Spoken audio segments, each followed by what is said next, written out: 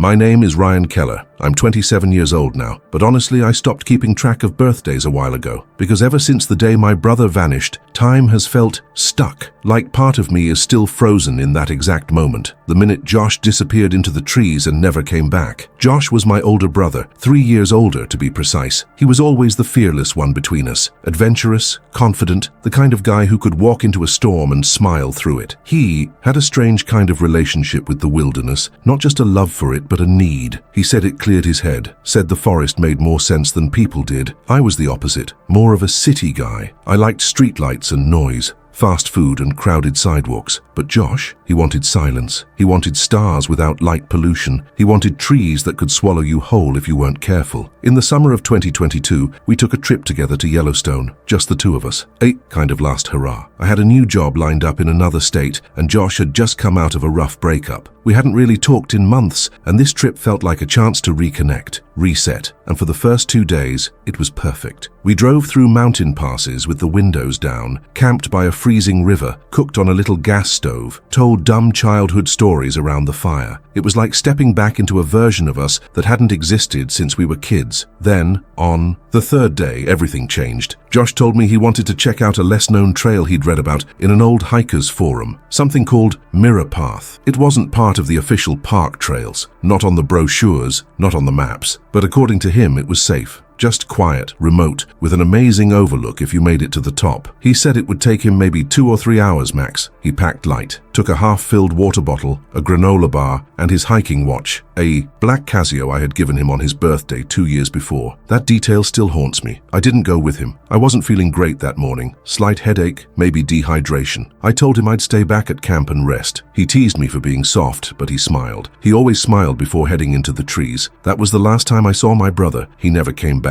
Josh left the camp at around 8:15 in the morning. I remember the exact time because I was half asleep in the tent. When he unzipped the flap and said, "I'll be back by lunch. If I'm not, it's probably because I found a bear to wrestle." Classic Josh. I grunted something back, rolled over, and went back to sleep. At that point, there was no reason to worry. Yellowstone is massive, sure, but Josh had done tougher hikes than this, and besides, it wasn't even on a real trail. It was just a hidden path a few hikers had blogged about, mostly known for being quiet and scenic. No steep cliffs, no bear sightings in that area for over a year. Harmless. Around 11:30 a.m., I started expecting to hear him coming back. I boiled some instant noodles and sat outside the tent, facing the trees, watching the sunlight slice through the leaves like slow-moving blades. But noon passed, then 1 o'clock, then 2. At first I thought maybe he found something interesting. Maybe he was taking pictures or sketching. Josh always liked to draw weird rock formations and tree shapes, but by 3 hours p.m., a cold weight had settled in my gut. Something wasn't right. It was too quiet. I mean too quiet. No birds, no squirrels, not even wind. Just stillness. At 4, I grabbed my boots, flashlight, and a bottle of water and headed in the direction he said he'd gone. Mirror Path. There was no sign, no marker, just a narrow indentation in the forest floor between 2 twisted pine trees. He told me the trick was to follow the moss-covered rocks. I did, and for about 30 minutes, it felt normal, peaceful even. But then something shifted. The light got weird, not darker, just off. It was like the shadows weren't moving with the sun. The deeper I walked, the more the air felt heavy, like walking underwater. I started calling his name, quiet at first, then louder. I screamed until my voice cracked. Nothing. That was when I found the first strange thing. A circle of rocks, perfectly arranged, with ash in the middle, like a fire pit. But the ash was cold, as if it had been there for years. On one of the stones carved deep into the surface was the letter J. I stared at it, frozen. It could have been anyone. Josh isn't the only J name out there, but something about it felt personal, intentional. Then the wind picked up, not gradually, like someone had turned on a giant fan behind me. The trees began to groan, the branches shook violently, and I swear to God I heard something whispering, not in English, just a breath, stretched out into syllables that didn't belong in this world. I ran. When I got back to camp that night, I was shaking, not from the cold, it was July, but from something deeper, something that hadn't let go of me since I left that weird circle of rocks. I waited until morning, hoping Josh would just walk out of the trees with some wild story about getting lost or chasing a mountain goat up the ridge, but the sun came up, and he didn't. At 6:12 a.m., I hiked to the ranger station, about 4 miles from our camp. I tried to stay calm, but when I told them my brother was missing, something in my voice cracked. and I saw the ranger's expression change. He asked for details. I gave them everything: time, location, the name of the trail, what Josh was wearing, the model of his hiking watch. Then I said something I shouldn't have. I mentioned the stone circle. His eyes narrowed. He didn't say anything at first, just wrote something down. But the mood shifted. He asked me again, "Are you sure you were on the mirror path?" I said yes. He didn't reply. Within hours, search and rescue teams were combing the area. They brought dogs, drones, and thermal imaging. Helicopters buzzed over us day and night. I joined them on foot, retracing every step I remembered from the day before, but the trail felt different now, less familiar, more twisted, like it didn't want to be found again. The dogs picked up something once. They barked like mad near a patch of wet moss, started circling it, tails stiff. Then nothing. They just stopped. One of the handlers told me he'd never seen that before. It was like the scent had hit a wall and vanished. On the fourth night, a ranger pulled me aside. Older guy, worn face, leathery hands. He asked if Josh had been acting strange before the hike, hearing voices, talking in his sleep, anything like that. I said no, of course not. Josh was fine. He nodded slowly and said, "Sometimes the woods take people. Doesn't mean they wanted to go." I didn't understand at the time. I do now. By the end of day 9, they gave up. Officially, it was listed as missing, presumed dead. No body, no blood, no torn clothes, nothing, just his absence. It was like he had never been there at all. We held a small service back home in Colorado. Closed casket, obviously. My parents were broken. My mother barely spoke for weeks. My father drank himself into silence. And me, I couldn't sleep. I kept hearing that whispering sound every time I closed my eyes, like the forest had followed me home. The year after, Josh disappeared was a blur. A long gray smear of therapy sessions, sympathy cards, and sleepless nights. People kept saying, "Time heals," like that meant anything. But time didn't heal. It paused. It stalled. It hardened into something I had to carry around every single day. I moved back home with my parents for a while. My mom wouldn't let go of his room. She kept it exactly the same. Unwashed hiking boots by the closet, notebook stacked on his desk, and that damn map of Yellowstone on the wall with the red pin he stuck in mirror path. Every time I walked past the door, I felt like he was still in there, just behind the wood, waiting to be let out. Eventually, I left. I couldn't take the silence anymore. I moved across the country. New apartment, new job, new people. I tried dating. I went to the gym. I picked up photography. I told myself I was okay, and for a while, I was. But then came the dreams. They started in the second year, always the same. Josh, standing at the edge of the trees right where the trail begins. He never moves, never blinks, just looks at me. His clothes are torn, muddy, but his watch is still there, glowing on his wrist like it's brand new. I try to call out, but I never have a voice in the dream. Then he lifts his hand and points behind me. I always turn to look, and that's when I wake up, heart racing, soaked in sweat. Still, I never told anyone about them. I chalked it up to trauma, guilt, repressed grief. Whatever label made it easier to ignore. Then in June of this year, just past the 3-year mark, I got a call from the Yellowstone Park office. I almost didn't answer, but when I saw the area code, my stomach dropped. The woman on the line had a calm, professional voice. She said something had been found by a maintenance worker deep off trail. Something with Josh's name on it. I couldn't breathe. I asked her to repeat. She said it again. "We found a black Casio digital watch. Model number matches the one listed in your missing persons report. It's engraved on the back, JK, keep moving." My legs went weak. That was the message I had engraved when I gave it to him. Just a dumb inside joke from when we were kids. But there was no mistaking it. It was his. The watch had been found sitting on top of a moss-covered rock near a narrow ridge about 14 miles from where Josh had originally disappeared. It wasn't buried. It wasn't damaged. It wasn't weathered. And the time on the screen? 10:13, blinking slowly, as if it had never moved from the exact moment he vanished. The battery should have died at least a year ago, but it was still glowing, still ticking. Only it wasn't ticking forward. It was frozen. I stared at the watch for hours. After the park ranger mailed it to me, I left it on my kitchen counter like it was radioactive. Part of me wanted to throw it in the trash, smash it with a hammer, burn it, anything to erase that eerie, unnatural glow of 10:13 frozen on the screen, but I couldn't. It felt alive, like it was watching me. I didn't sleep that night. I kept thinking about how far away they found it, almost 14 miles from where Josh first disappeared. No one, not even the best rescue dogs, had ever picked up a trail that long, and yet somehow this thing resurfaced intact, without a scratch, sitting like someone had gently placed it there for someone to find. It didn't make sense. By morning, I had already made up my mind. I booked a flight to Montana and rented a car. I didn't tell anyone, not my co-workers, not my parents. My mum had barely held it together the first time. I wasn't about to drag her back into this. I arrived at Yellowstone under a grey sky, just like the last time. The air smelled like pine and old rain. Nothing had changed. The visitor center still sold maps and mugs with bears on them. Tourists still smiled for photos in front of the park sign. It was as if nothing had ever happened here, but I had. I met with the ranger who'd contacted me, a younger woman named Davis. She seemed hesitant, like she didn't want to be involved in this any more than she had to. She gave me a laminated trail map and circled the area where the watch had been found. We don't recommend going that far in. It's off-path, heavy tree cover and no radio signal. You sure you want to do this? I nodded. I didn't have the words to explain it, but yeah, I needed to go back, even if it meant going alone, especially if it meant going alone. She gave me a GPS beacon, just in case, told me to check in every few hours if I had signal. I thanked her and left. The trail toward Mirror Path felt strangely familiar. It had been 3 years, but every turn, every rock, every bend in the trees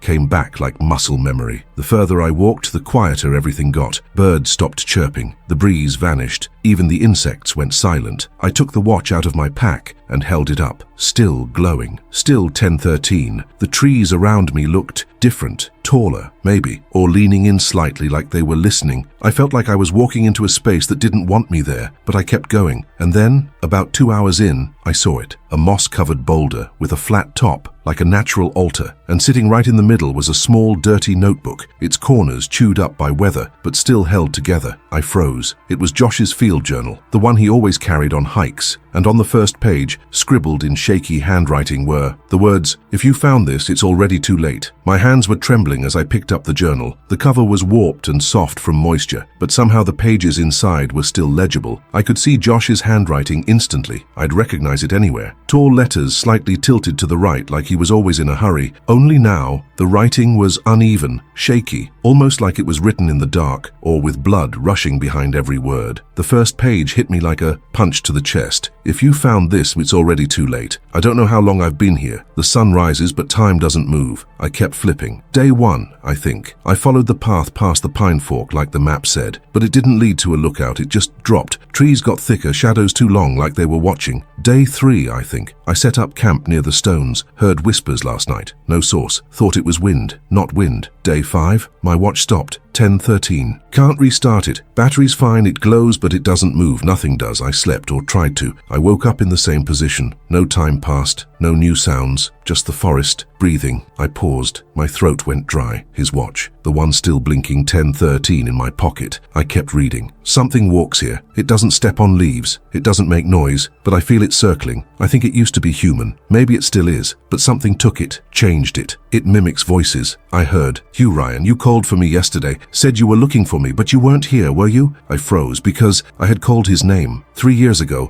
loud over and over, echoing into the trees. Day, lost count. I found a clearing. Perfect circle. Trees bent outward. Dead silence. Not even ants. I left a marker there. Stacked rocks. If you see it, don't go further. And on the final page, written so frantically the ink was smeared, "It waits at 10:13. That's when the door opens. That's when it crosses. Don't stay still. Don't sleep. And if you hear your own voice, run." I closed the journal and just stood there. The wind had stopped again. My ears rang with the kind of silence that's too heavy to be real. The air around me felt charged, like the static before a lightning strike, only colder, more hollow. I wanted to leave. I should have, but I didn't, because at that exact moment behind me, no more than 5 or 6 feet away, I heard a voice I hadn't heard in 3 years. It said my name. Ryan, exactly like my brother used to say it, only slower, too slow, like it was trying to remember how. Ryan? The voice was too familiar, too precise, like a recording of my brother's voice, slowed down by half a second, stretched just enough to feel wrong. I didn't move. Every instinct in my body screamed, "Don't turn around." It said my name again. Ryan. This time the sound wasn't just off. It echoed strangely, like it bounced off trees that weren't there, twisting in the air, warping. My skin prickled. The hair on my arms stood up. I could feel something behind me. Not just sound, but presence. Heavy, watching, waiting. I remembered the words from the journal. "If you hear your own voice, run." It wasn't my voice, but I knew what Josh meant. I looked down at the watch in my hand, still glowing, still stuck at 10:13, but the light was flickering now, like a warning, like a countdown. Only the time never changed. I closed the journal slowly and slid it into my backpack, careful not to make a sound. Behind me, the voice shifted again.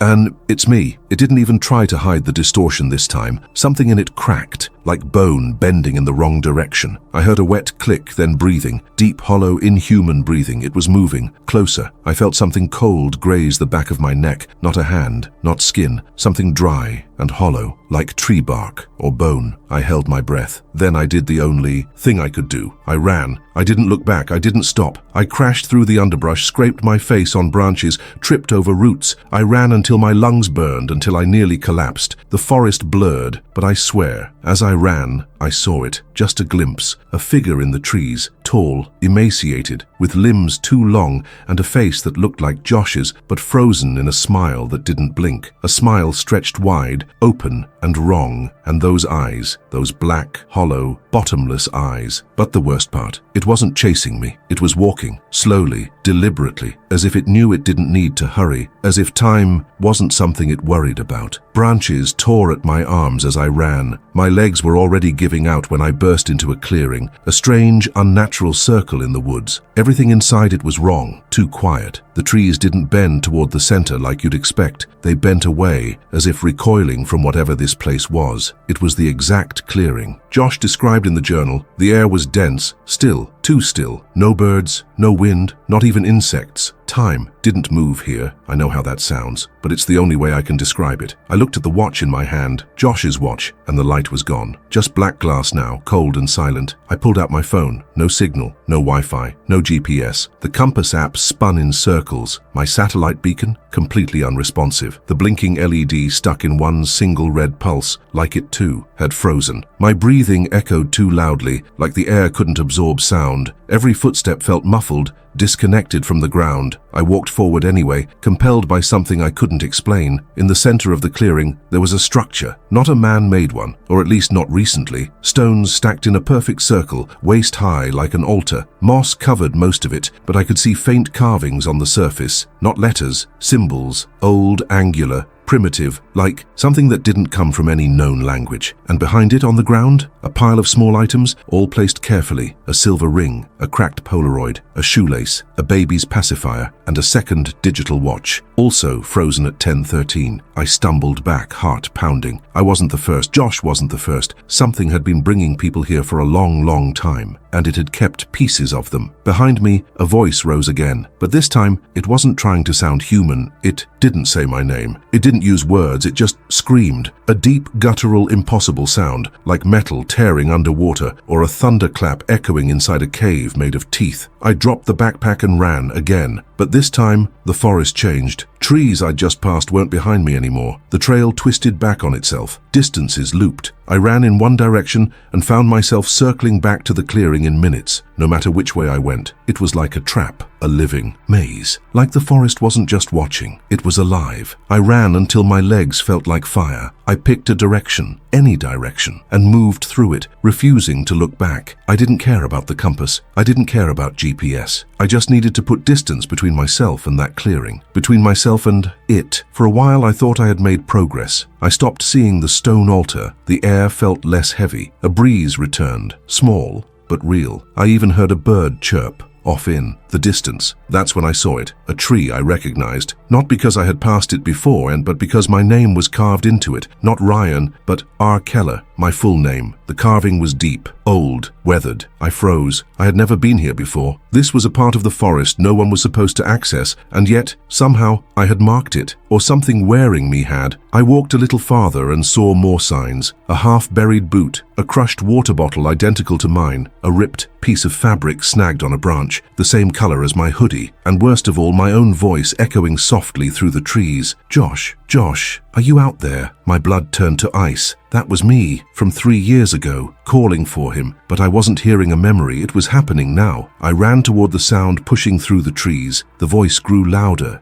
clearer. It was younger, my voice before it got deeper, more worn. I reached a clearing, and I saw myself, 3 years younger, same backpack, same boots, calling Josh's name just like I had that day. I watched in horror as past me stood there, scanning the trees, completely unaware of my presence. I wanted to scream at him, tell him to run, but I couldn't, because suddenly I realized someone was watching him, in the shadows behind a tree, tall, pale, unmoving. It looked almost human, but the limbs were wrong, stretched, too thin. The head was tilted unnaturally, like it was studying something it didn't understand. I turned to run at again, but this time I didn't make it far, because there, standing directly in my path, was Josh, or what looked like him. But his eyes were wrong, too dark, too deep. He didn't blink, didn't breathe. He just smiled, wide and stiff, and said, "Welcome back." My flashlight flickered, the shadows stretched. I blinked, and when I opened my eyes, I was standing at the clearing again, back at the altar, back at the pile of objects, like I had never left. I stood in the clearing, again, same stones, same pile of lost objects, same crushing silence. I felt like I had aged 10 years in an hour. My throat was raw from breathing too hard,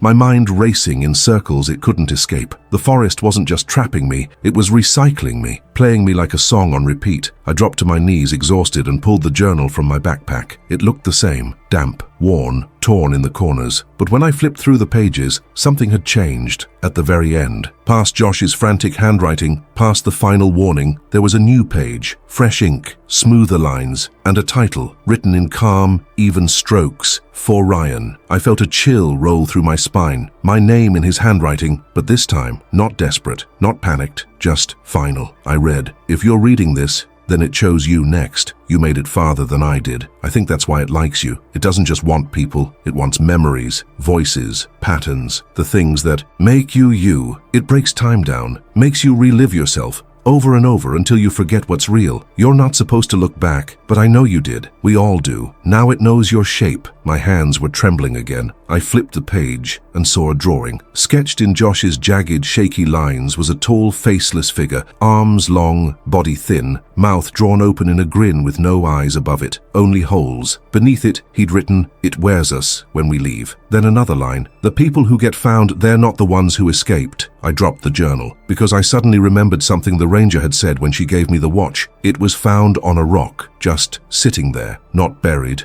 not hidden, placed, like bait, like someone had returned it, but not Josh, not really. Something wearing Josh, something learning how to be human again. And now, it had a new voice, a new name, mine. I looked down at my hands, and for a split second, I didn't recognize them. The skin looked wrong, paler, the veins darker, like they belonged to someone else, or something else wearing me. Ryan Keller, that was my name. I repeated it out loud, 5 times in a row, then 10. My voice echoed through the trees like a hollow shell, flat, unfamiliar. I started to question if I was saying it right, if that was my name, or if I was just trying to remember someone I used to be, because something was happening inside me. Something was unmaking me. I couldn't remember the names of my co-workers, couldn't picture my old apartment, the face of my mother, blurry, my childhood room, gone. I tried thinking of my high school graduation, but instead, I saw myself standing in this clearing, holding a journal and whispering Josh, Josh, over and over until the word lost all meaning. I reached for the journal again, but it wasn't in my backpack anymore. It was already lying on the ground, open to a blank page. And in the center of that page, something was being written letter by letter in real time, R. Keller. Then underneath it, "You made it back." But I hadn't moved. I hadn't gone anywhere. That's when I realized it was welcoming me, not as a visitor, but as a host. I stood up, and the ground pulsed slightly beneath my feet, like a heartbeat, like the forest was breathing through the roots, like it was alive, and I was just one more cell in its body now. I tried to retrace my steps, but the trees had changed again. Paths twisted. Moss grew in unnatural shapes, like words almost. I started hearing footsteps beside me that weren't mine, the sound of breathing behind me that stopped when I turned, and sometimes I saw flashes of my own face, staring back from behind trees, watching, smiling, waiting for me to come closer, like the forest was rehearsing, practicing, learning. I passed the same tree 4 times, the one with my name carved in it. Only this time, there were 2 names, R. Keller, J. Keller. The bark was bleeding, and just above the name, scratched deep into the wood, "Do not leave with it." But I didn't even know what it was anymore. Where did the forest end? Where did I begin? Where did Josh end? Was I even still Ryan? Or had I already become the next shape it needed? I don't remember falling asleep, but I must have, because when I opened my eyes, I was no longer in the clearing. I was back at camp, the old one, the one Josh and I set up 3 years ago. Same spot, same blue tent, same folded map next to the fire pit. The sun was rising exactly as it had that day, except Josh was gone, and I was holding the journal. Only now it was empty, every page blank. My backpack was zipped, my water bottle full,